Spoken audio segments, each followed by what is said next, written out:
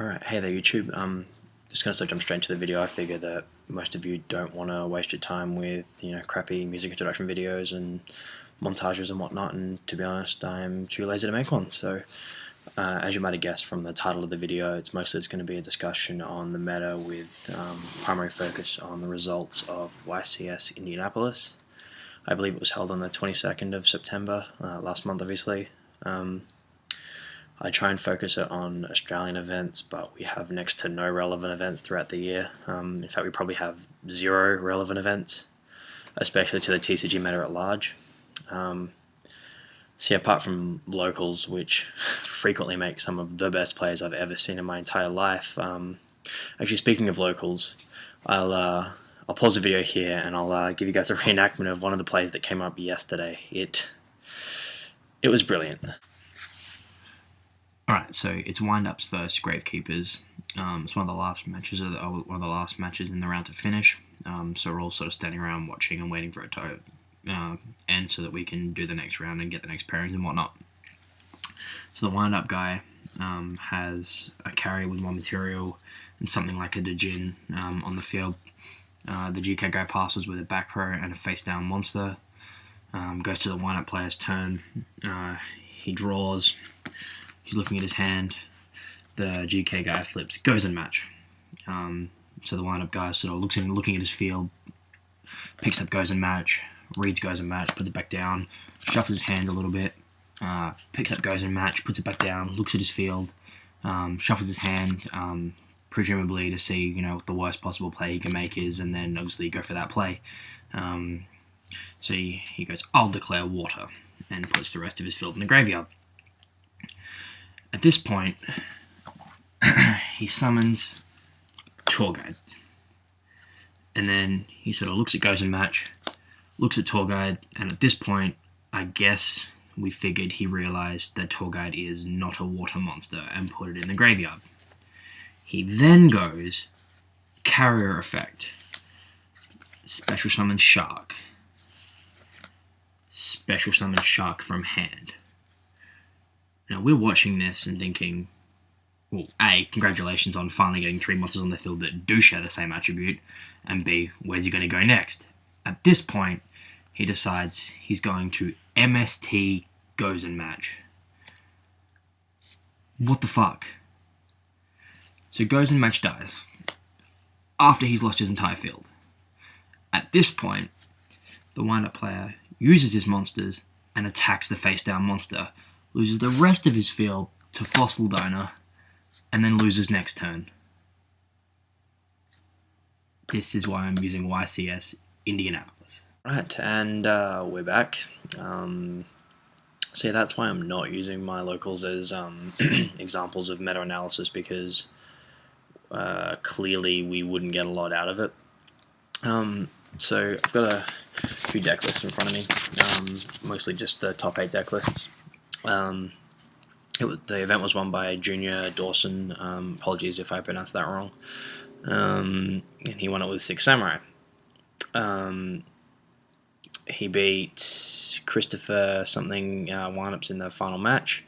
The top 8 was 6 Samurai, then you had windups, and then you had Robbie Cole with Gigi Gadget, Machina, Mash thing, Hieratics. And then the top 8 was Billy Break with Inzectors, Chaos Dragons, there was another wind-up, and then there was a Gigia deck, Manuel Latour, I believe, and that deck list I couldn't find anywhere online. So this video will focus on analysing just the 7 deck lists that I could find. So yeah, as you can see, it was sort of there was a very varied sort of top 8, but there were a few common trends. The main ones that I noticed were that 6 out of the 7 decks mained Maxx. They each mained 2 copies, which meant that there was 12 mained, and then 2 more decks sided an additional 2 copies, which left 14 total copies. However, Effect Veiler was only mained by 2 of the decks, and they each mained 2 copies. One was Inzectors and one was Chaos Dragons, and this will become important later when we analyse these numbers. 2 decks sided an additional 2 copies, which meant that there was a total of 6. Bottomless Trap Hole was mained by 5 decks, 2 copies each, 10 total, 0-sided. Dimensional Prison was mained by 4 decks, 2 copies each, 8 total, 0-sided. Gorz was only mained by 3 decks, none sided in any others. And 2 of these were Dragon strategies, which again will become important later on. And then Tragodia was mained by 4 out of the 7 decks, total of 7 mained and 1 sided. And again, 2 of these were Chaos Dragons, so just keep that in mind. So if we're looking at these numbers, just of these commonly used cards, how does this explain which decks topped? So if you look at the success of Dragons, they had 2 Dragon strategies in the top 8. So if we look at Maxx versus Effect Veiler and the lack of Gorz, it's clear that the majority of the top 8 decks decided that main decking Maxx was the way to go. They either relegated Veiler to the side deck or completely ignored it. This meant that whilst they were drawing, then if the opponent goes off and goes for game, they might draw a lot of cards, but they don't have that Effect Veil to stop something like the Atum or the Red Eyes or any effect that's putting more and more damage on the board. And most of the decks also couldn't draw into something like Gorz or Tragodia. So if they drop Gorz on, Dragons exploding, windups exploding, and that sort of thing, like the draws that Maxx are going to give you, they're next to meaningless. I mean, if your opponent's going for game, they're going for game regardless. It does put a sign up in front of your opponent that says, maybe you should slow down, but there's no, like, if the opponents realized early on in the tournament that most players weren't using Gorz and weren't using Effect Veiler, then the sign that said maybe you should slow down is meaningless. They just push through it, they get game. There's no cards like Veiler or Gorz that force them to stop. So if the success of Chaos Dragons can be attributed even partly towards this, does this mean that Maxx is potentially lackluster without other hand traps to draw into supporting it? If so, does that mean that we should main copies of Veiler alongside Maxx or main Gorz or Tragodia, or should we side them? Are Dragons a legitimate strategy to be prepared for in future YCSs? And then you have the success of Inzektor's, which also comes down to, which also could potentially come down to the rise in popularity of Maxx over Veiler. You can drop Maxx on an Injector Dragonfly, but they only have one of those now. If you don't Veil the Centipede, they're going to get their search. They're going to go off. Inzektor's also had the benefit of additional back row that they could feed through. The 10 copies of Bottomless and the 8 copies of Dimensional Prison. I believe there was also 2 copies of Mirror Force. This meant that the meta had shifted to a point where cards like Dragonfly and Centipede were going to destroy a lot of back row and generate a lot of advantage. Obviously, the fact that they don't have to worry about summon Rescue Rabbit next turn, summon Guiber, or Torgate into Levier into whatever. And I think Macro was only sided by 1 deck, siding 2 copies. So perhaps Inzektor's were a really good meta call coming into this event. Whether that holds to be true in the next event is yet to be seen. I guess it depends if people decide that Effect Veiler is necessary.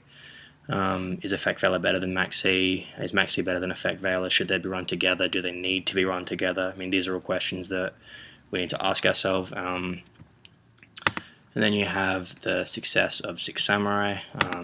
I mean, do we count this as a legitimate win when they won YCS Guadalajara sort of in the middle of the year? Most people wrote the deck off. It was a fluke. They just opened Gateway a lot.